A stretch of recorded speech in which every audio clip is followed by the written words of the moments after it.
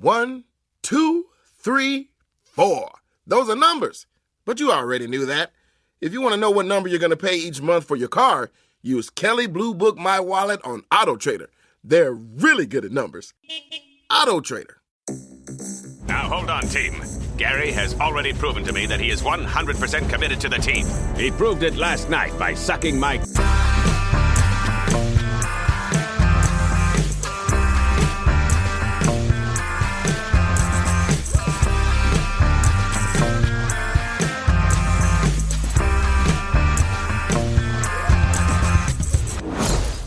And hello, welcome to Unequal Sequel. My name is Dave, and I'm one of the two hosts of this juicy podcast.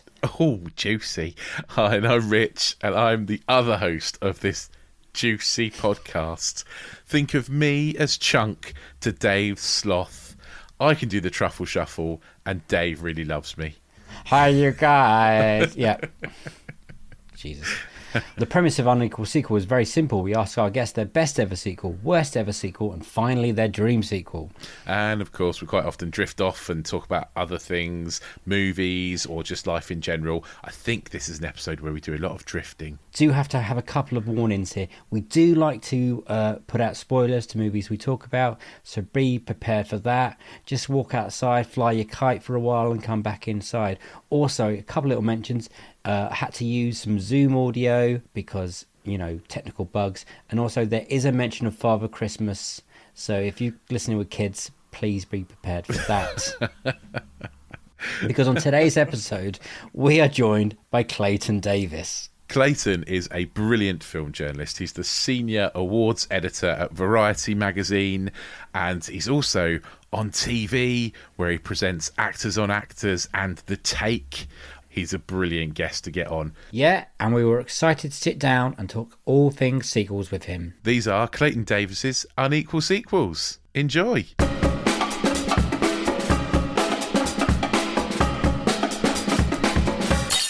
Can you remember the first sequel that you got really excited about when you were young? Ooh, I can really remember getting excited about.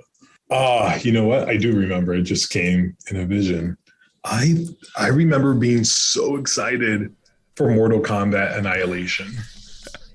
This is brilliant. I remember because I am also one that loves the first one. Like, even though it wasn't the R-rated one I deserved as a child, I was so very satisfied with the build of what could have been a great franchise.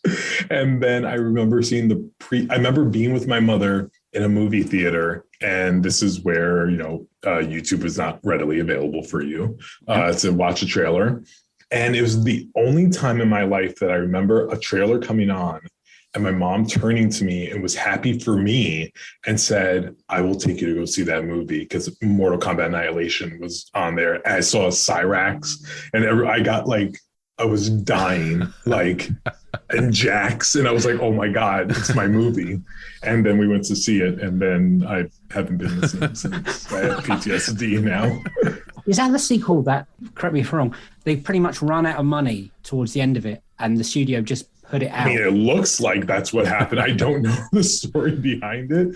But yeah, I think there was like a slash in budget somewhere in there. I think I remember reading something like that, but it's a really messy sequel with the worst special effects by 90s standards, by 50s standards. It's pretty horrific. But yeah, that was the first one. It came to mind just now when you asked me that. And you've never quite recovered from that? I mean, I just then I wanted this rated R Mortal Kombat in my life. And then Warner Brothers brought me one last year that was not the one I asked for. I used to have a long run. It wasn't a gag. It was I was pretty serious about it. Before I even heard that Warner Brothers was going to do it, at my old website, I used to tell my staff, I want Mortal Kombat rated R, directed by Michael Mann. I don't know why I thought Michael Mann could do it, but I just think of the way The Insider looks and Heat. Yeah. And I was like, his version of Mortal Kombat might be spectacular, and I think I want him to do it. But I never get one. What did you think of the new one? It's horrific. It's so bad. It's bad by the lore standards. Like, it is not world built. Like, the second one's bad because it looks bad, but at least like they gave us like some of the characters and built something up. This was trying to reinvent a wheel and gave us a lead character who we don't know and had no purpose. And yeah, I mean, when you get Sub-Zero and Scorpion wrong, you're not in good shape. Yeah, because there's so much material and characters they could have used. Why make new characters? Yeah, like you say, like we're gonna remake The Hobbit, but we're gonna put this random character in who nobody's ever heard of as the lead. You know, that's what they did pretty much. He would see that even a real character from like the video game. So I don't even know. And listen, video games don't translate well to film. We've seen Super Mario Brothers, so we know how that goes. But yeah, it didn't work, and I think as I gotten older, I think Mortal Kombat was probably just made for a limited series. They should just go 10 episodes on HBO and just like go nuts. Yeah, but they are making a sequel now, aren't they? Oh no, yes, they are. And they teased Johnny Cage at the end, didn't they? Yes, they did. I mean, that'd be pretty cool. Who would you think would be good to? Nobody's gonna be good. Nobody. This doesn't end well. No matter who wins, we all lose. It's Alien versus Predator poster. Yes, which is wrong because we lose. Yeah. I remember watching Mortal Kombat a lot when I was like you, because we went on holiday one year to Spain, and my parents all got diarrhea. We were with some friends; they all got diarrhea, and we went to the video shop and they rented 2 videos. One was Die Hard with a Vengeance, and the second one was Mortal Kombat. And I watched it straight for 2 weeks. Oh yeah, pretty much just those 2 films in a loop. So the Mortal Kombat I loved. Like you, I was like, oh, wicked! There's a sequel, Annihilation. I was so disappointed. You know what it is about Mortal Kombat? Probably I should have added this in. Why Mortal Kombat's so special to me? We all have that childhood Christmas or holiday that we remember. And my Christmas, I think I was 9. My parents, I always knew that Santa wasn't real because I was living in a very poor neighborhood and we didn't have a chimney. So I knew he wasn't coming through a chimney. And I just knew people were buying me gifts. So spoiler alert if you think Santa's real. But what we used to do, my mom would buy gifts in the weeks leading up to Christmas, wrap them, and then put them under the tree with our names on it. So we knew we had gifts like under the tree that were coming. So I remember Christmas morning, I want to say it was like, it might have been like 9 or 10. I think it was my first Christmas in New Jersey from moving from New York. And they saved this one for last. So it was the one that's last that you get really excited about. And it wasn't like huge or anything. And I take the wrapping paper off and it's a shoebox. And then I was like, oh, all right, it's a shoe. It's like a pair of shoes. They're like, open it. Opened it. And it was a sheet that I already owned, but it didn't register. So then I looked at it. I was like, oh, you got me a sheet. That's awesome. They were like, you don't like it? I was like, no, it's nice. Thank you. Like I was trying to feel like a kid. I was like, oh no, thank you very much. They're like, open it. You should like see how big the sheet is. And as soon as I like took it out, I opened it. It was the Mortal Kombat video game for Sega Genesis sitting there. And I screamed and I was like, oh my God. And then I played for the rest of my life. I love that so much. I haven't stopped. Are you still playing? I just got a PS5 and the first game I bought was Mortal Kombat and Grand Theft Auto 5 because I'm a monster. Of course. Let's move on to your best sequel. What is your best ever sequel? So I usually am just a person that's connected to nostalgia and like happy memories in my life. That's what we love. Yeah. So my earliest movie theater experience, in an actual movie theater, was Terminator 2: Judgment Day. Lovely. And my mom, my sister, my family went. I was 6. So thanks, Mom. It was awesome. I don't remember. I don't think I had seen Terminator 1 really yet. Yeah. I think I might have like seen it at some point, but wasn't really sure. I sat there, and then there was this kid that sat next to me, and he was. I can't tell you his name, but I know he had blonde hair. He was my age, and he looked like the kid Luke from the movie The Witches with Angelica Houston. I just remember thinking that he looked a lot like Luke. So as the movie's getting ready to begin, we're sitting there and I'm really excited. and my mom got me a really big thing of popcorn. And then we were in the Bronx, so she just like turned to me and she goes, "Ask the little boy if you want some." So I turned, I was like, "Hi, do you want some popcorn?" He was like, "Yeah." And then like we started talking, and then like he ate some popcorn. He was with his dad, and then the movie started, and we just shared popcorn the whole time. We were like, "Ooh, like just like all this stuff." And the movie ended. I said bye. He said bye. He walked away. I never saw that kid again. But we shared this experience of special effects, crying, and I cried obviously because it's like really heart touching. I cry now. I'm 40 years old and I still cry. I showed my daughter Terminator 2 maybe like 3 years ago. So she was like 8. So I was being a bad parent just like my parents were. Showing a rated R movie.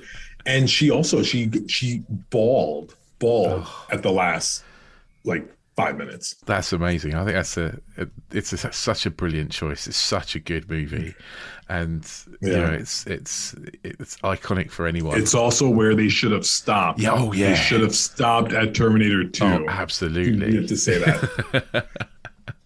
It's a really good like example of a sequel that's better than the original. But yeah, they should just have never done any more. That should have been it then. Oh, why? Listen, actually, Rise of the Machines actually isn't. I mean, no, it's bad, but the last like 5 minutes is so interesting to the whole lore of Terminator that was like, oh, you just can't stop Skynet from happening. Yeah. And they actually could. They could have stopped there too and just be like, "Listen, it happens, and that's it, and we know it loops back around." And then they were just determined to beat it to death with Genesis. Do you think they get worse, or? Yeah, then they get it becomes unwatchable. Like Terminator Genesis is pretty like horrid. Is there another one after that? I think that was it, right? No, there was another one after that. Dark Fate. Yeah. Oh, I see. I didn't go to the movies to see that, and I think I started it on TV because it was like on, and then I was like, oh no, I can't do this. Like this, I just don't want to do this with my time. I did enjoy for half a second the Sarah Connor Chronicles on TV when it became a show. I thought that was actually pretty cool for a second. Yeah. No, actually, Dark Fate's actually better than the other. Oh, is it? Three. I'd say it probably is. Yeah, but that's not saying it's great. Okay. It's just better. It's just better than Genesis, I think. Genesis is a car crash because they gave away the plot in the trailer. Yeah. Listen, Terminator 2, they also give away in the trailer. Like I was rewatching a trailer recently, and like that they just said that Arnold was good. And I remember like watching it with my daughter, and she hadn't seen part 1, and she thought Arnold was the bad guy. And then I saw her face light up when he then turned out to be a good guy. And I was like, why didn't they play that up for us? Like marketing is terrible in the early 90s. So what makes you love Terminator 2 so much, apart from the early nostalgia? I mean, it is your first love. It's on fleek, James Cameron. Like it is him in his element. It's one of the great technical achievements in movie history that special effects still hold up today. 1991 special effects holding up in 2022 is a huge deal for me. That's why movies like Jurassic Park like are timeless, because they hold up even years and years later. It's Star Wars and so forth. But like the makeup work is like spectacular. That also is like low key, maybe one of my favorite movie scores of the decade. The music in that movie, like it bumps. It's like so well. Yeah. And it's like, it's emotional. It adds that final scene that, you know, makes everyone cry. You know, my big brother, you know, had Sigourney Weaver. We had Linda Hamilton. Like it is her gift to cinema. It's also one of very many sci-fi films that should have received Best Picture nomination from the Oscars. And it did really well. I mean, it landed 6 in that year. It won 4, you know, for sound, visual effects, and makeup. You know, obviously, I think it was like the second most winner of that night, next to Silence of the Lambs, which won Best Picture. That was a whole, like, that whole year became about the embracing of a genre, of multiple genres that usually get overlooked: horror, sci-fi, action. And it just holds up. And then it's also the role that Arnold was born to play. Like that and Kindergarten Cop are his two like greatest roles. And they come like literally within 2 years, within a year of each other. Like he was just in the zone. But yeah, that's a big reason why I just love it. Did you cry when he did the thumbs up at the end when you first saw it? Yes, bawling.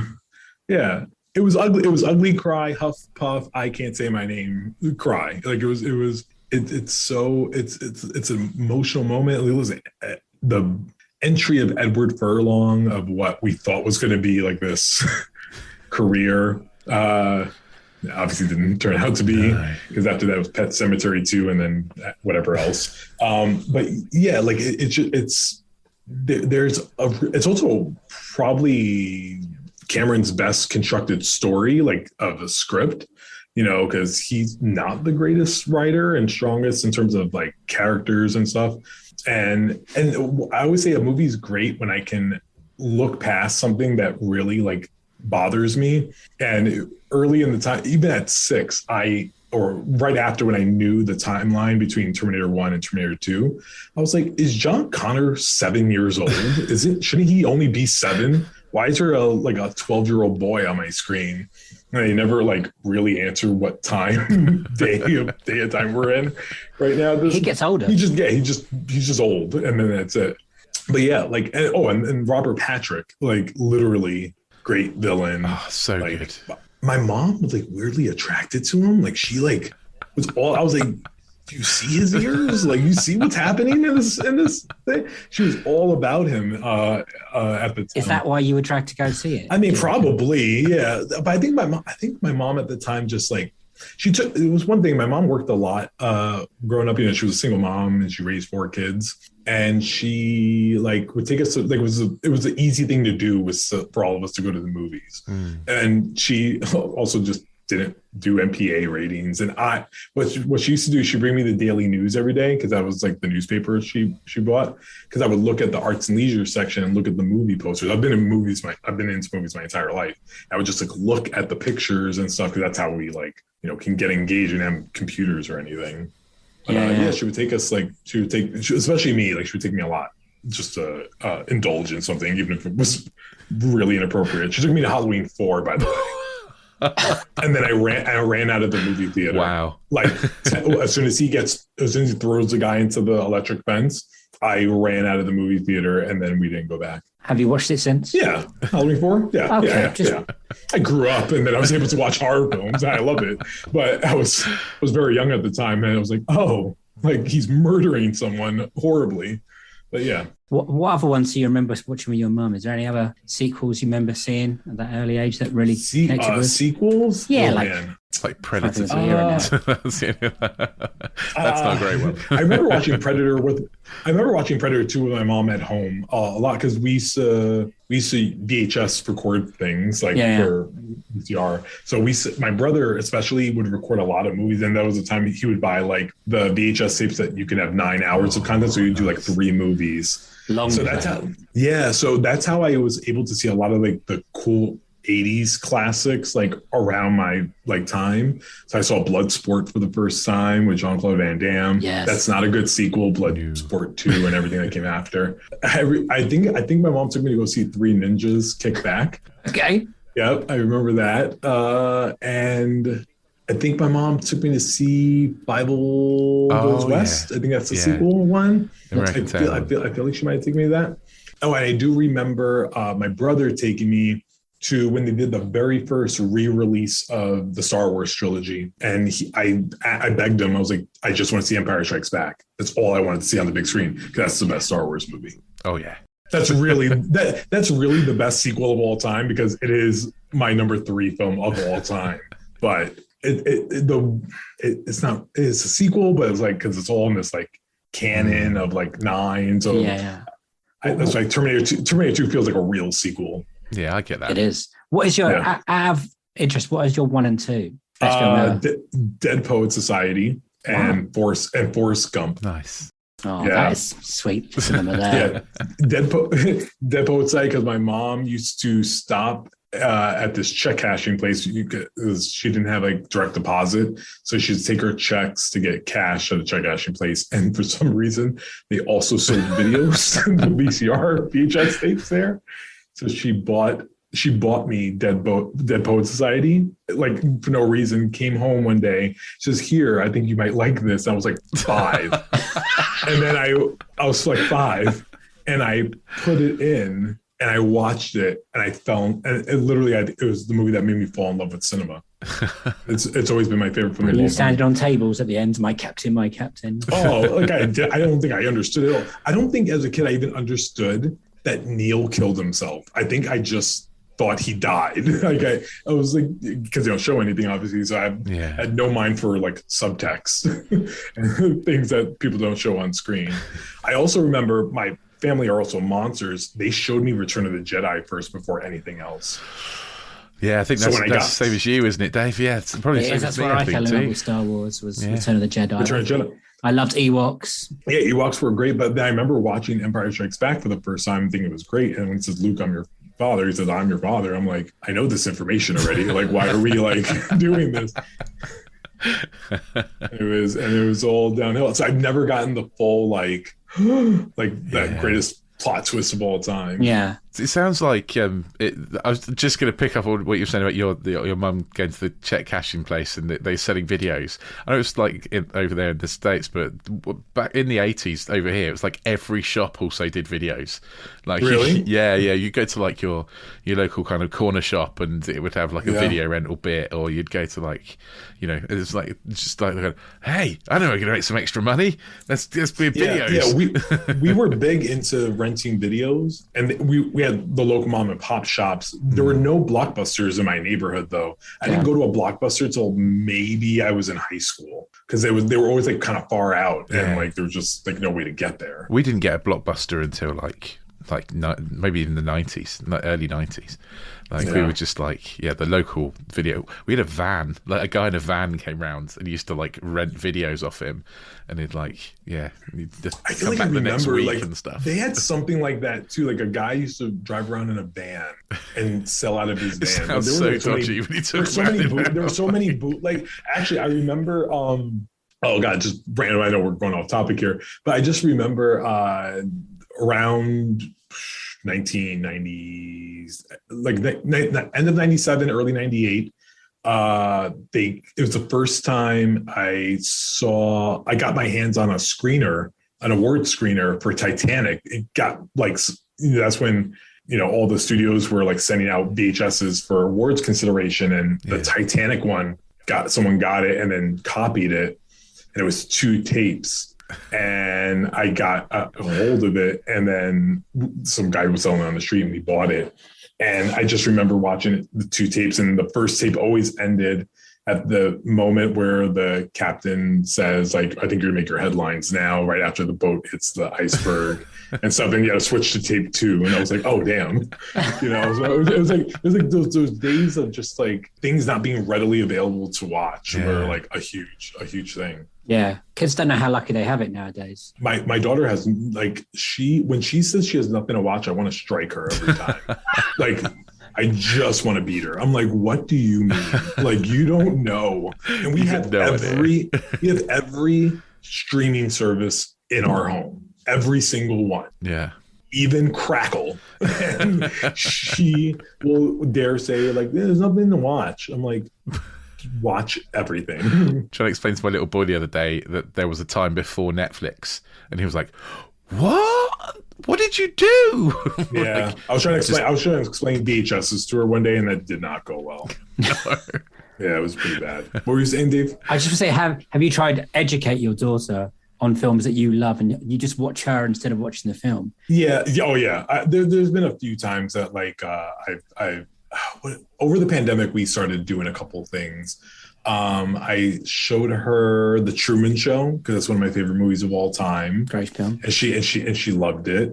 I tried to show her a few of the old Disney movies. Those are hard to get kids to watch because they only know Toy Story look. Yeah. And they don't know like 2D animation, which is, I'm sure, like if every Walt Disney animator is listening right now, they're like, see, this is what we were talking about the whole time. Our medium's being lost. And it is, because kids are like, this doesn't look as innovative and stuff. I'm like, watch Bambi and shut up. Like, just watch it. And then I showed her something. My wife showed her To Kill a Mockingbird. Nice. And she got really, really into it. So she was big on it. I haven't showed her Dead Poets Society yet. And we started watching a bit of Forrest Gump. How old is she, if you mind me asking? 11. She's Okay. 11. Yeah. You've made her watch Terminator 2. What did she think of that? I went like, because I knew she would like Terminator 2. Yeah, because Terminator 2, like, listen, it's violent, but like, it's like computer violence and like robot violence just seems like not as whatever. Yeah. Like, but she loves the horror genre. I also showed her Scream, and it's her favorite franchise. Oh, really? She's seen all of them. She was like, she loves Scream 4, like, in such a way. And she's so like progressive about it. She'd be like, Scream 4 is so cool. Scream 3, nah. And I'm like, look at you. I'm so proud. I'm a proud papa. Yeah. Does she, if she sees the film that's coming out that she wants to see, does she see if you've got a copy, or you're going to a screening, or you're interviewing the stars that you can? Well, she was like that with the new Scream that was coming out. We had a real, like, it was the most we've had a dialogue probably in like a while. We were discussing who was going to die at the top of the new Scream. Okay. And we're having like active debates of like who's going to die first and what's going to happen at the end. So it was like whatever. And then when then we didn't go to the premiere. And then it came on Paramount Plus, and I was like, let's watch it. And then she watched it. And then we were like, oh, okay. Yeah, I think we were a bit like that, weren't we, Dave? I think we enjoyed called every beat before we watched it. Yeah. Yeah, like it was super predictable. And I was like, oh, okay. David Arquette rocks in it for about 15 minutes. He actually turns up. Just to quickly go back to Terminator 2 to round up. Yeah. Is there a favourite scene that you think this is why it's so good? Ooh, I mean, the technical cinephile in me has to say the entire like motorcycle truck chase sequence. Like, I feel like you're supposed to say that from the action standpoint, but I've always loved the dream sequence when Sarah's dreams about the attack and the city burning. That's when brutal. Skynet attacks. Yeah, that's like there's. Probably that's like my literary mind, like it's very profound of like her dreaming about that. I mean, and then obviously it's Arnold going for a dip.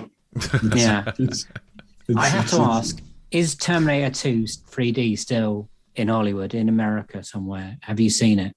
The 3D version? Yeah. I watched the making of today on my DVD. And James Cameron, he called it a footstep towards a third film. So it's like at one point he was probably planning to do a third one. And I remember seeing it in Florida in 98, 99. Yeah, I don't know, actually. That's actually a really good question. I've never seen the 3D. Like, there have been no film that has released in like back in 3D that I have wanted to go see and that I have made time to go see, because I felt like they do nothing for me. Like, it just does nothing. I think, I'm trying to think I think the only film that like I was really excited to see in 3D, but only because it was coming out for the first time, was Avatar. There's a lot of James Cameron stuff. James Cameron might be one of the most, or the best technical director that of his generation. Like, in the action genre, like he knows how to construct like in a great way. I mean, this Avatar 2, 3, 4, 5, and 7 thing has been quite a journey, and God knows what that's going to look like. But I mean, I think of like even something like in like True Lies. Like, True Lies is so technically, True Lies is great, sound, and Jamie Lee Curtis's best performance. I shit you not, should have got an Oscar for it. Also very good Arnold. You know, he's good. He's someone that you just tell loves movies. And it's someone like I see, I said this recently, Edgar Wright reminds me of James Cameron. Like, I see his passion for cinema in his movies. Edgar loves cinema, but he probably hasn't got it all together yet on the technical round level, but I appreciate everything that he does. And I think he's going to have his moment soon. And some people will argue he already did, but I think he can even be better. Yeah, I agree. Has there been a sequel that, not the worst sequel, but your most disappointing sequel? Like one you've built up so big in your head and then you come out and you're like, oh, it wasn't bad. I'm just bitterly disappointed. It's a tough one. I mean, there are sequels that I've lied to myself when it was coming out that it was going to not be as bad as I thought it was. Like, no, it's going to be good. It's going to be made just for me, kind of thing. Yeah. Name and them. the first one that came to mind was Dumb and Dumber 2. Oh yeah, I was really looking forward to that. I convinced myself that wasn't going to be a train wreck, and it hurt how bad that was. Absolutely. Yeah, how can that be bad? Kerry. Yeah. I also don't like. Yeah, I don't like Coming to America Part 2. Coming to America. No. Yeah, I think we try to convince ourselves that wasn't as bad as it was. I remember, I'm looking through a list. I remember being excited for Grumpier Old Men because I liked Grumpy Old Men so much. Yeah. The second Odd Couple, I also convinced myself that it was going to be good. Yeah. Because Odd Couple is in my top 10 films of all time. It's for me, the best comedy ever made. And I watched Part 2 thinking like, oh, it's going to be like good. And it wasn't. We're going to no, it's like really bad. So yeah, there's like things that, but there's some that I also do like. Like I like Home Alone 2. I know it gets a bad rap, but I really like it. No, me and Dave on that. We both love Home Alone 2. Yeah, I love it. And I think Deadpool 2 is better than Deadpool 1. Oh, okay. Interesting. That's I think interesting. it's definitely got better bits. I definitely his like better action. Yeah, that airplane scene is brilliant. the skydive scene just perfect. I think a lot of it is them because Deadpool was like really leaning into like we have to show that we're Deadpool and we're really being like quippy about stuff.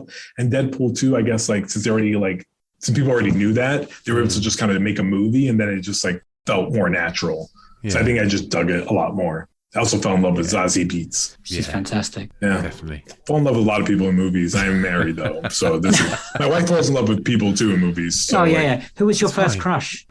So my longest crush I've had like since the dawn of time is Sandra Bullock. She's my number one. I will like. What film is it? I mean, technically it's Speed, but probably. No, more accurately is Speed. Technically, it's probably Love Potion number 9. I think I saw that first, but Speed really like connected. I was like, oh, like I love you. This is different. Like really in love with you. But the first celebrity I can remember having a crush on, and we already talked about the movie here. It's so random. Was Penelope Ann Miller in Kindergarten Cop. The teacher, like his love interest. I don't know why. I was young, obviously. I was like 5 again, watching this movie, and I was like, oh, I think I like her. Like, and I just thought she was like really hot stuff. Brilliant. Do you want to be your teacher? Yeah. I mean, Penelope Ann Miller I think she's a great actress, but it's just my first one that I was like, oh, I love you. Nice. Yeah.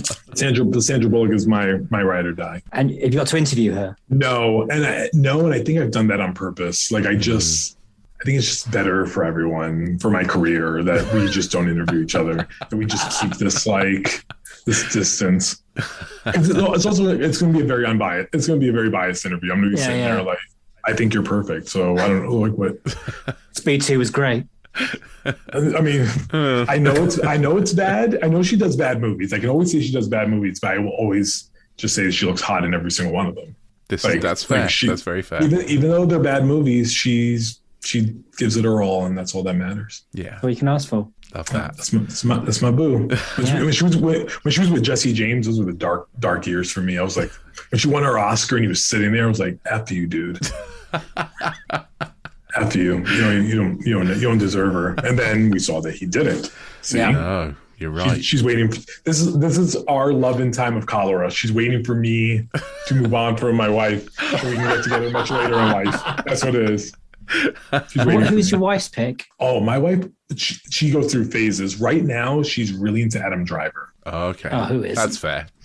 That's. He's got an aura about him, that man. Yeah. But I mean, it's like, but I guess it's easier for her to like him because I'm just like, hey, like if she goes up to him, like he's not gonna want to talk to her. He's not about like talking to people. So I'm like, oh yeah, you can like him. That's fine. If she like wants something like She also likes Oscar Isaac, which is again fair. I like Oscar Isaac, so that's fine too. But I met Oscar Isaac for the first time last year. I actually made a TikTok about him saying hello to my wife because she hadn't watched Dune yet. And I got it. Like the minute I met him in person, I was like, this is why. Yeah. Like, because he makes you feel like you are the only person in the room. Oh. He looks directly into your soul. Yeah, I can imagine Idris Elba being a bit like that. He's very tall, though. Yes, and it's the thing about that. Like, there's a funny TikTok that someone says, like, if you are tall, you have to remember that I am 5'9". So if you come in to hug me, it's going to look weird, and I'm gonna have no choice but to rest my head into your chest, and you need to hold me, pick me up like a baby. Like, you need to commit. So they're like really tall people, I saw Alexander Skarsgård recently, because I've seen him a few times, and he came in for a hug, and I was like, oh, don't do this, man. Like, I'm so much smaller than you, and it just looks awful, and it makes me tippy toe. Well, Rich is 6'6". Yeah. Are you? Yeah. And I'm 5'5". So we're huggers. Yeah. So yeah. But does he really commit to the hug and he just like holds you? And Yeah. That's where you do it. They got to many do times it. for uni when people needed a hug, they used to go to the big man. Yeah. What about the hugs, man? That's awesome. What's your worst sequel? Oh, this is quite a shift now. Yeah. So listen, there are a lot of sequels that really we've spoken a lot about them that pale in comparison. Some that we haven't brought up, like, Wrath of Khan, not as Wrath of Khan, I'm sorry, like Search for Spock, coming after Wrath of Khan. Thank God for that. We were about to... No, I like Wrath of Khan. No, Search for Spock after Wrath of Khan, like, is pretty disappointing. I think sometimes there are franchises that hit their peak and then everything after just really like tumbles. However, the Indiana Jones franchise I have loved for such a long time. Raiders of the Lost Ark is a masterpiece. Hot take, I think Temple of Doom is also a masterpiece. It gets a lot of flack. I don't appreciate it. I want people to stop. It's so good. It's so fun. I think Kate Capshaw, by the way, is hilarious in that movie. And I hate that she gets a lot of crap for that. I think she's so good in it. And I think Last Crusade is the emotional pillar of the entire franchise. Yeah. So and then came a little movie called The Crystal Skull. Oh. That decided to shit on my childhood and to just ruin everything about Indiana Jones that made him cool, that made the franchise like coherent, and it's just pretty horrific. It looks terrible, like on an aesthetic, it looks bad. Yeah. It makes no sense. It brings aliens into it. Like, it's never been supernatural. Like, I mean, it is, but like not. Yeah. Like, the Ark is different, and the Bible, obviously, like, it just doesn't make sense. I remember when they were talking about a fourth Indiana Jones, the original story I think they were pitching was him looking for the lost city of Atlantis. And I think that would have worked. Absolutely. Like, because it becomes, again, an historical like type of tie-in that isn't a spaceship coming out of the ground. That looks really poo, right? It's like talk about did you run out of money in the middle of this, Steven Spielberg? Like, what did you do? Yeah. Like, it's pretty awful. And listen, and obviously the refrigerator. It's always comes back to the refrigerator. Oh, yeah. Like, there's a refrigerator scene that defies logic that I will never, ever, ever understand. No. I think from that point on, you're in that film, you're in trouble. When he walks out of that fridge and you're like... It's pretty early on in the movie, it's right? Like first 15 minutes. And then you're like, oh, no. Like, this is... Then Shia LaBeouf turns up. Oh, and... Yeah. What's funny? Harrison Ford ran away from Han Solo as fast as he could, but he just open arms into Indiana 4 and 5. Like I'm just like, it's backwards, man. Why do you think that is? I don't know. Like, I mean, I think the fandom probably is, I mean, it is different.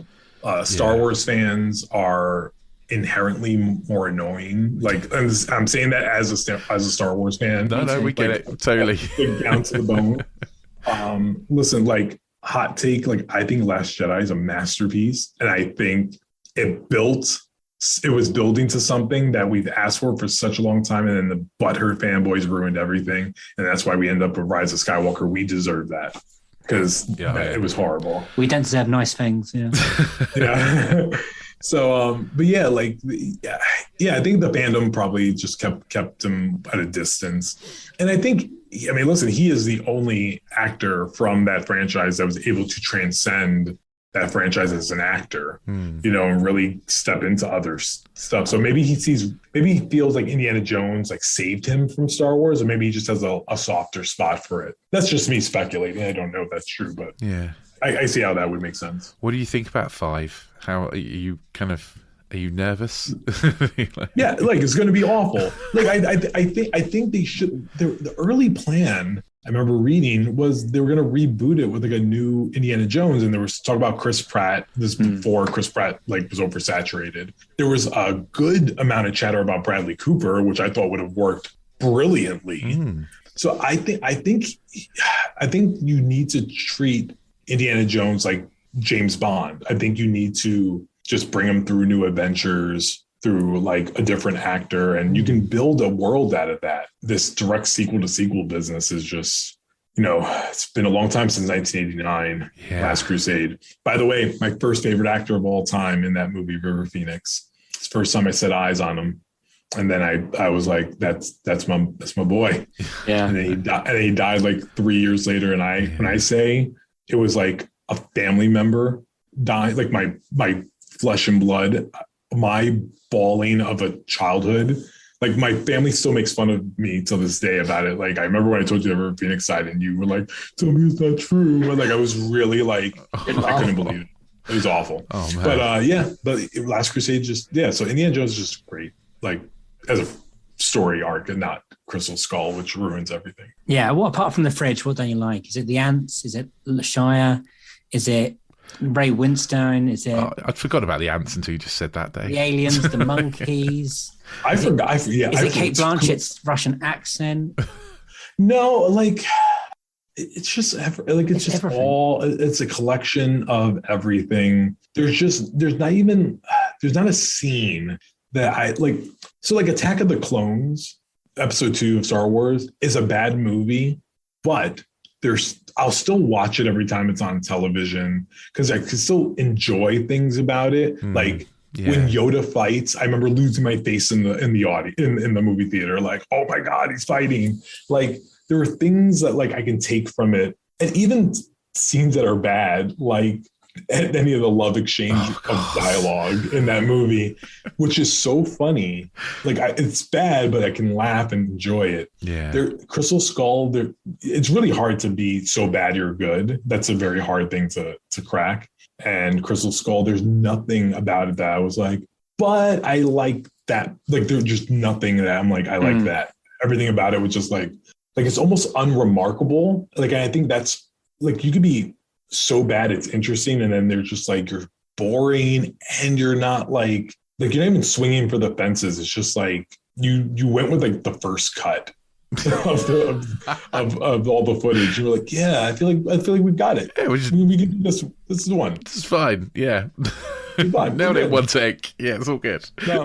Before it was made and you heard it was coming, Indiana Jones 4, what were your thoughts, and what was your build up to seeing it, and what was your initial thoughts? I was stoked. I mean, I was like, Indy's back, and then I knew that Karen Allen was in it. I think at the time they were trying to act like no one knew that Shia was going to be his son. I think we're all like, yeah, that's going to be your son, and I don't know if I like this. Like, so we were all a little skeptical on that part. But no, I was excited about it because at that point, Indy had done me no wrong, like he hadn't failed me. So, once I knew Karen Allen was in it, I was thinking about like, could they do a callback to something from Raiders of the Lost Ark that I might have missed? So I remember prepping for it and being like, does Belloc like have a brother or something? Like someone that could come back. Like, I thought it was really going to have like this connection. Yeah. And then I remember the first few moments. I think that's when they tell us that like his dad has died, and what's his friend Marcus. Marcus Broder. Marcus. Yeah. I said, yeah. I was like, Marcus died. I was like, oh yeah. Like I was like, that part I remember just being like, that's what sequels end up becoming. You just want to know, how's everyone doing?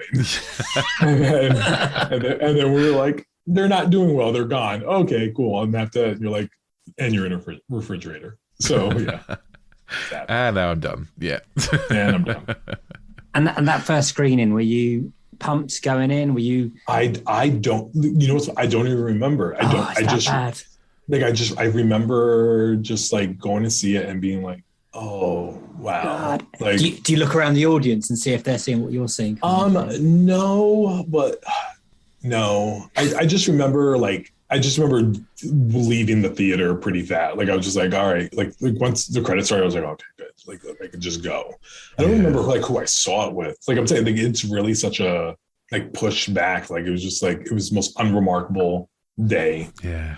Like I can remember, like, because there's bad movies I can remember seeing and just being like, oh, like I can remember seeing Taken in the movie theater, and I don't think Taken's like a good movie, but just having the best time with it that I could have. I remember seeing The Spy Who Shagged Me, Austin Powers. I remember, like, as a kid, I was like, maybe 14 or something, and I remember like crying of laughter because it was just the stupidest comedy like stuff, and it was just like it was very age appropriate for my like life at that moment, so there are just things like that stick out. But yeah, Crystal Skull is like not in the skull.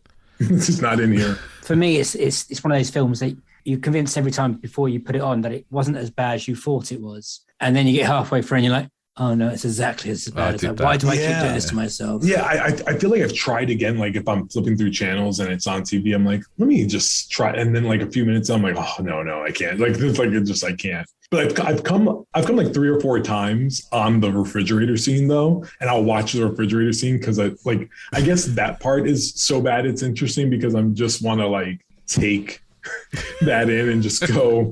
How did they even do this? Who thought this was a good idea? I you know what? I don't even think about shooting it. I think of in the editing room, like you're sitting there and you're like, okay, you're gonna cut here, just like really constructing it, and then being at the end and be like, I think you got it. Good job. And then everyone just goes home, and then you hand that to a movie studio, and they go, yep, we're going to release that as is. Brilliant. We had another guest who was showing his kids the Indiana Jones films. But I think he was saying that someone refuses to show them Crystal Skull, and that refuse to admit it even exists. I think that's the best way. That is, I mean, yeah. Like once I get my daughter says yes to the Indiana Jones franchise, I will stop at Crusade. Yeah, good idea. Yeah, I was a bit like you. I absolutely loved Indiana Jones. I was so obsessed with it as a kid that I very strongly told my dad that I wanted to be an archaeologist, and he had to sit me down and explain that Indiana Jones is not what archaeologists do, and that most of your life is set there with a brush and dusting stuff off. And I was like, that doesn't sound fun.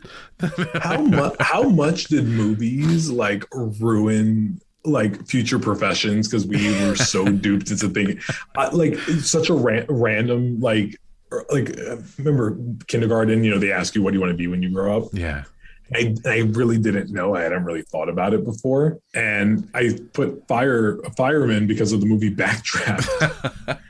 I thought it was also an early movie I remember seeing, and I just remember like being like, oh yeah, I want to see I want to be a fireman, like Backdraft, and like put out the magic fires that like go up and around and and solve cases. Amazing. and then get to fall in love with Rebecca De Mornay because she was my life. Ooh, loved her. I had the same thing with Lethal Weapon 2 and wanted to be a policeman in America. I thought it looked like great fun, but that never happened. No, probably a good thing that didn't happen there, to be honest. We all were, like me as a fireman, a lot of fires would be continuing around. Like they would continue to burn. I'd be terrible at it. What film sequel you dragged to and you didn't think was good, but then you enjoyed the sequel more than the first one? I don't know. It came to me in a second. I just what popped up. Hot Shots Part 2. Oh, Really? Yeah. My sister, what's my sister? Someone in my family wanted to see it, and I was like, I don't want to see this. Like, it's so stupid. And oh god, it's better than the first. It's so good. Yeah, it's so great. Good. Oh, such a good Charlie Sheen. I remember watching it on VHS at like a friend's birthday party, like Hot Shots Part 2, and loved it, absolutely loved it. And I haven't seen the first one. I'd only seen the second one at that point. Oh, I just loved it. Had you seen all the films it referenced, Rich? Because I remember a lot of that. Rambo I hadn't seen. I get that now. Yeah. There's a scene when Martin Sheen's in it in Apocalypse Now, boat coming towards Charlie Sheen's boat, and they both say "Loved you in Wall Street." Wall Street. Wall Street. Wall Street. I know none of those films you're referencing, but it's still hilarious. Yeah, I don't think I got any of the references in it. I was just like, this is hilarious. And I was also in love with Valeria Golino in that movie. Like, she is beautiful in that movie. Yeah. I was like, I love her. That was it. How old were you at that point? Do you remember? I was like 9. Yeah, I was like 9 years old. I'm telling you, I went to so many things that you just like. It was just, when we were younger, people were just a bit more laissez-faire about kids watching stuff. Like. Oh, I also, I was just thinking. I think I like the scary movies, like the Marlon Wayans. I like up to part 3. Yeah. Okay. Part 2, I think, is the funniest of all 3. Like, I think it's very, very funny. Because I mean, listen, I know they unfortunately started a trend, and everyone started making these spoof movies, and then we've endured the pain of this. But the originators of it, not really the originators, because like Airplane really like kicked it all off. It's just, by the way, one of the greatest comedies ever made. Yep. Airplane 2 is not. No. So it is harder to pull off a sequel. When you're in the comedy genre, I think it all becomes really difficult because it's that initial magic, and really trying to recreate it. It's hard. Any other film sequels are better than original in any other genres that you can think of? The horror franchise is a good place to start. Someone said Jumanji 2 the other day. Jumanji. Yeah, I mean, it's different. I guess there's different meaning for it. The Bonds, the Marvel films. So I'm actually not a huge Bond fan. No, those. You're in the right club here. Yeah, I've seen them all maybe like once, and I've never gone again. I actually think No Time to Die is the best of the Daniel Craig Bonds. Is also the longest, but like I just not big on it. Looking at. Godfather Part 2, probably, it's a lot of people bring that up. No one said it yet. Yeah, no one's mentioned it on this podcast at all. Really? Ever. Yeah. I feel like it's like the go-to one. Like, everyone says, like, Godfather Part 2. Before we started this podcast, I said to Rich, you have to watch Godfather Part 2 because it's going to come up very I hadn't seen it before we started doing the podcast. Ooh. And that was part of the reason of doing the podcast, is that I hadn't seen loads of sequels that Dave thought I needed to watch. Yeah, I mean, listen, hot take, you can also stop at Part 2. Yeah. Part 3 is not good. I haven't seen Part 3. I've never seen Part 3, so. It's not good. And people say this, and I don't think it counts, so I'm just saying it just to clear this up. Silence of the Lambs is not a sequel. Like, I know we want to treat it like it is, because it's not. It's not. It just isn't. It's like, it's just not. It's a different canon. But Empire Strikes Back, if we're gonna like, in technicality, that is, and I think I also am not one that sees The Lord of the Rings as one movie. They are 3 separate films to me. And Return of the King is the best of them. It's the best one, even though Two Towers has the best action sequence of the 3. Yeah, just like I believe, hot take, Matrix Reloaded has the best action sequence of the entire franchise with the highway scene. The highway scene is very good. I think the highway scene is better than obviously the helicopter. I mean, the helicopter is great in part 1, like the helicopter and all that is fantastic. The lobby scene. The lobby scene up until the helicopter, like, all that is incredible. But I think the highway scene is. Listen, Matrix 2 is actually not. I also don't think it's a bad movie. It comes apart when you watch part 3. Part 3 is the killer. Part 3 and part 4 can get in the bin. Again, like Last Jedi, it sets up something that seems promising, and then you're like, oh no, like J.J. Abrams, I also believe he cannot stick a landing. No. He can always take off. He can take Indiana Jones. He can fly. He can't land. It's his thing. I like it. Should we move on to your dream sequel? Sure.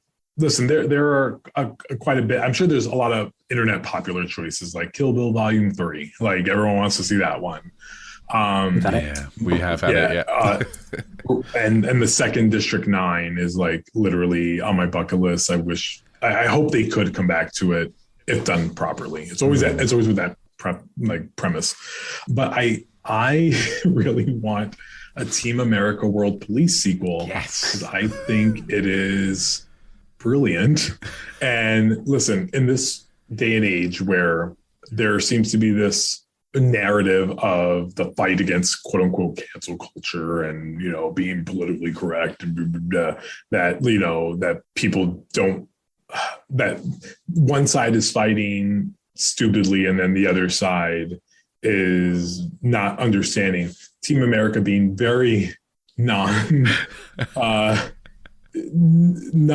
PC in the slightest. Yeah. I've also liked edgier comedies. Like I've loved South Park for a lot. I loved Family Guy before it kind of fell off the rails. Simpsons obviously was like a pioneer of like animation of the time. And Team America was just innovative. And I've read about all the horror stories it took to get it made and how it went over budget. And it was just like really difficult for them to make. And Trey Parker and Matt Stone won't come back to it, but God, I wish they would. There's so much to talk about in this world right now. I mean, I may not be funny because maybe they know better. Yeah. But I feel like there's some really fun commentary that you could do on our current climate. Would you go Trump? I don't. Or is that too political? Because they didn't want to do George Bush, did they? They wanted to go somewhere else. Yeah, I think Trump would be too predictable. Easy. So I feel like they would. Yeah, it's too easy to do that. So I think, you know, I don't know. I don't know what they could. It'd be interesting if they were to do like Russia. Yeah, I think that would be. I was thinking that. Yeah, that could be pretty hilarious. But you know, listen, if The Interview sparked up North Korea relations, I can only imagine what this would do to Russia, to a Russia thing. Oh my God. And then like the building of NATO with puppets would be pretty, like it would all be pretty, it could be very funny, but it also could be too real. So I think it's one of the things that bothered a lot of people about the movie Don't Look Up, Adam McKay's movie from last year, which actually I like. I think it's the better of all his serious outings. And I remember I laughed like the first 15 minutes and then I stopped laughing. I was like, oh, this is too real. This is like, I know these people, like these people are alive today and now F those guys, you know? So I think that they do run that risk of it just hitting too close to home because some people are just really all political doubt. But nonetheless, I get that. I think it could be really funny. I just have an image in my head of a puppet Boris Johnson being like the Matt Damon. Like, you wouldn't even have to try. Yeah, it's just that anyway. Yeah, you could. Oh my God, you could really make some fun figures. I mean, listen, I would love for them to also do the Queen. Like, I think that would be pretty amazing. Like the whole like royal dynasty could be a really good Team America movie. You know, then brought in by, you know, a trip from Team America to like protect them for something. You know, it would be pretty great. That would be hilarious. I love that. I think that's a brilliant one. Yeah, I love Team America. I agree. I watched it again, like in preparation for this, and it's not lost any of its charm at all. It's still so good. Like, it was funny. I was watching it one day, and my daughter came into the room, and it wasn't at a raunchy part. She was like, "Oh, can I watch it?" And she never asked me if she watched something with me, and she was like, "Can I watch this with you?" I was like, "No, like, no, go to your room. You are not allowed to watch this." And I couldn't believe that. Like, what happened was, she had saw a couple episodes of South Park kind of like by accident. Yeah. And some of the middle episodes, which are, the jokes are raunchy, but they're like too highbrow and they kind of go over her head. So I didn't mind that she watched a couple of them with me. So then when I told her, I was like, oh, this is the guys that made South Park. And she's like, oh, can I watch it? I was like, no. It's puppets. How bad can it be? Yeah, I know. I was like, no. And I can remember the point she walked in. It was the point where Gary it puts on the facial hair and he's in the car waving his hands, and I was laughing, and that's when she was like, okay, watch this. I was like, no, you can't. That whole scene, like, oh my god, there's so much funny stuff. I'm thinking of the one who's like, you know, if you get discovered, you might want to take your own life here. In case he gives him a hammer. It's so good. I love it. If you're listening, Trey Parker, Matt Stone, forget Book of Mormon. Do this now. Yeah, please. I like how it opens on a puppet playing with a puppet. Oh, like it's everything about it just works. I think it's so genius. And it's short too. Isn't it like 85 minutes or 90 minutes? Something like that, yeah. Like, oh, it's so good. I think everything with the actors are funny. I need to ask them about it. I think because the anniversary, I think, is coming up. It's like going to be 20 years soon, I think. Wow. Yeah, 2 years time? 2005, I think. Yeah, it was 2004, yeah. Yeah, 2004. I love how they got Bill Pope, the cinematographer of The Matrix, to come in and do those. Oh, I didn't even know that. It's so true.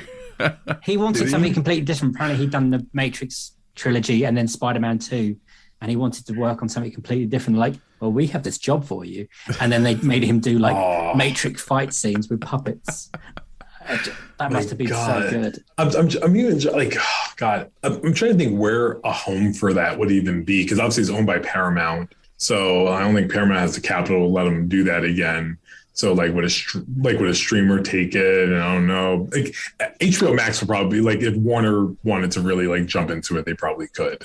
Yeah. Like from a capital standpoint, but they would have to be very like streamlined of like, you know, you live in this zone only, but we also have to give them free reign to like do their director's cut. I did also read today that they greenlit it because they thought a puppet movie would be cheap. Yeah, they were wrong about that one. Yeah, I'm saying, I think it's deceivingly like so expensive, but also it makes sense when you think of like listen, like Gary throwing up. My favorite scene. It just keeps going. Just going forever. Like I can remember. I didn't see it in a movie theater. I saw it on DVD. Like I was in college, and I can just remember like that, those laughs that like there's just no more sound, like you're just in pain, but it's like I don't laugh like that a lot, and I just remember just everything about it just worked.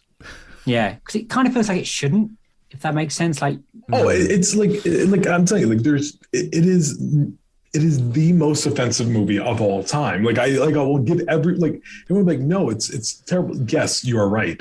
Like, but it's like I still find it funny, and like it takes place out of everyone. Literally everyone. Like everyone is there's no holds bar. They're not favoring anybody in this situation. It's great. Would you have Matt Stone and Trey Parker direct it still? Yeah, they have. I mean, they have to. They have to. Yeah, once you give it to someone else, then it's not that, you know. But I think they would be helped a lot by bringing an additional like voice. Like I wonder what like a co-writer of Samantha Bee would feel, what she'd be able to bring to it. Yeah. You know, I think Bill Hader's contributions to South Park, you can feel in those years where he was one of the writers on there. I think he like rocked it. So I think you bring him in. You know, I don't think it can just be them, but they have to be involved. Yeah. Would they lambast celebrities again? And what celebrities? You have to still like cast a wide net that it's like everybody gets hit. You know, maybe there is a version of this that's, you know, that could be taken on by Lord and Miller. Like, they push the boundaries of animation, but I don't know how they would push it for this type of storytelling. Mm-hmm. Like it may feel a little too on the nose for them, but they also do just excel at comedy and bring in like a different type of perspective. So I'd be interested. But listen, we're talking like they're never gonna like this is never gonna happen because good things doesn't happen. Good things don't happen for me. Listen, in this world, I don't get the movies I want made the way I need them to be made. So it's either gonna get made by like, you know, Lee Unkrich of Toy Story 3, or it's gonna be, or it's, you know, or it's not. It's never gonna happen. Talking from an awards point of view, would it be available to be up for a best film? Because it's not live action, as it would. Yeah. It's not animation, is it? It wouldn't qualify for an animated feature because I think it was a discussion that year of like, could it go into the animated feature route? And I don't think it could have. So it would have to go into like Best Picture. That would be incredible, wouldn't it? I mean, that would be amazing, wouldn't it? Yeah, I mean, listen, again, and you could be best talking to me songs that it could have gone for. Oh my, like the songs in that movie are spectacular. Listen, South Park, Bigger, Longer, and Uncut, I say with a straight face is one of the best musicals ever made. It is incredible. And You're right. Like, You're right. And people just don't engage with that. Like as for Academy members, they're just like, they write it off. But again, like I think if it speaks to your type of like sensibilities and humor, like I love like the Lonely Island guys. So like the movie Pop Star Never Stop Never Stopping is my jam. It made $4. I will, and I want that sequel too because it is incredible and the music is great as well. But again, there has to be there are gatekeepers in what is considered like great or an achievement, and Academy members are one issue. Film critics are also another. Like, you know, they're just not open to like saying like, you know, this is fine, but like this isn't, like you put this next to Schindler's List, you know, whatever. But like, what if someone did? Like movies are subjective. I wish they would. Like, I really wish they would. Like, like we can have a discussion about Schindler's List and Team America World Police in the same sentence, and and talk about like, you know, the way they look at, you know, war and dictatorships and a lot of other stuff. Like we can have that discussion. And they just take two different approaches to telling the story. Exactly. Comedy is just as valuable as drama. If not, you know, life is a mixture of everything. You know, it just never gets. Especially in sequels, we have discussion quite often about, can you name a decent comedy sequel? There's a few you can, but I think I've got about like Austin Powers 2, I would say, is a good. Yeah. Oh yeah. Spy Check Me is definitely better than the first. But it is hard to do. Hangovers made it the card. Yeah. I know some people aren't going to agree with this. I don't think it's better than the first, but I love Ace Ventura: When Nature Calls. Like, I think that is one of Jim Carrey's like best performances. It is, oh my God, like him coming out of the elephant scene. I'll still watch like to this day just because. Oh, Naked Gun 33 1/3 and Naked Gun 2.5 are also pretty great. Shrek 2 is better than the first, I think. Agreed. Yeah. Toy Story gets better, but it's not, I mean, it's comedy, but it's like whatever. Addams Family Values. Yes. That's a good shout. Yeah, absolutely. I love that one. Yeah. How was the Oscars? Was it a weird experience this year? It was my first time going to the Oscars, and now every year will pale in comparison. Yeah.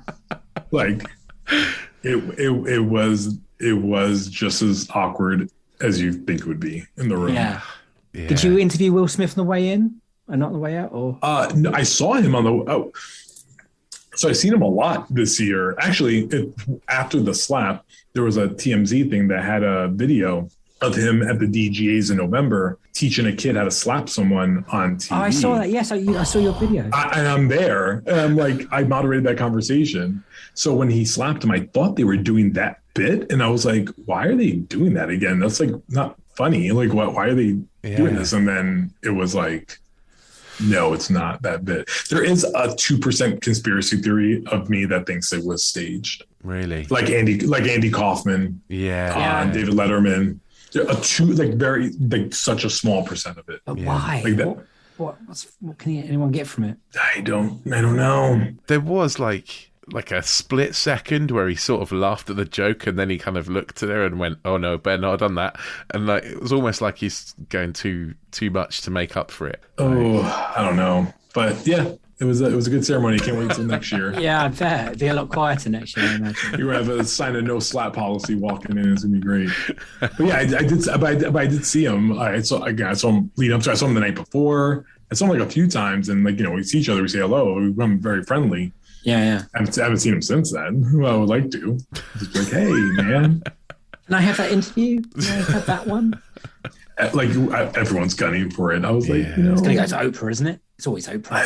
It's like it's destined to go to Oprah. Like it's like we're all gonna angle for it, but it's got to be Oprah. Like, I think that's the safest place for him to have it. Also, I would love him to throw a curveball and do it on Tucker Carlson, because I think that would be hilarious.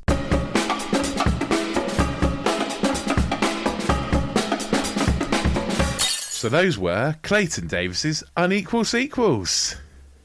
What a top man. Again, loves talking to Clayton. The man is a film fan. More than that, he's amazing. Like,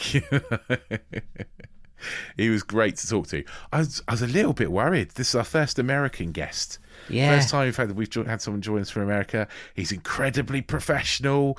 I thought, is this going to be a difficult one? Is he going to be really uber professional and not want to say anything? But do you know what? He was brilliant. He was amazing. It was so much fun. Yeah, he really was. So good. And I think it's a really brilliant episode. And slightly put off by the fact that when we were recording this on Zoom, we could see Clayton's office with all his Variety magazines and awards and stuff, and then from the window from behind him you could see Hollywood. We're like, oh god, this is really cool. Yeah, it was great having him on. Obviously, Variety is such a pretty big deal, Rich, in the world of film definitely. Journalism and stuff like that. So getting Clayton on from Variety and his show that he co-hosts, and his Actors on Actors, which you can find clips on YouTube and whatever. He's just great. So much fun. He's a great host. Very likable. I can see why, he does all the presenting and all the... the screenings he does with actors and stuff, and how he's so popular. It was great chatting to him. Yeah, and his picks, man.